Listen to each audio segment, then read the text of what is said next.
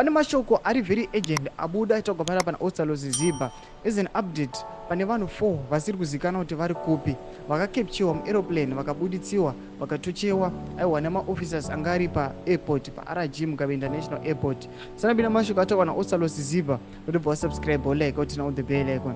Tinapendo pakanyora chiti agent update, we have located Samuel Gwenzi, Namatai Kwekweza, Usumisi Moyo and Robson Chere.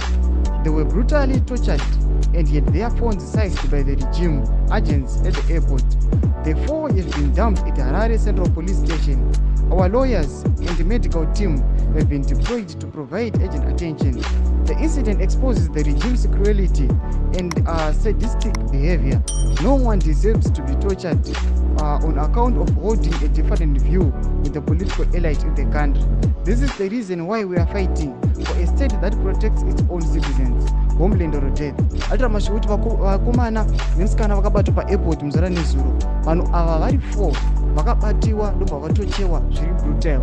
Ari kuti pakutosikiwa medical attention kuti vamborapiwa nokuda kwokuti aiwa vari kusakamba kune brutality yemapurisa, vanhu vakavatocha vachivarova ameno zvavaitiwa, achiti mafoni avo akatorwa nethe regime ameno kuti ari kupi haasi kuziva kunzi sei vakamatora mafoni avo kana vari kuinvestigata chi ameno. Tudze mafungiro enyu muti kudii pamusoro mashoko abuda togwa naOstallos. Pinda comment section medu, saka no subscribe or like, on the bell icon.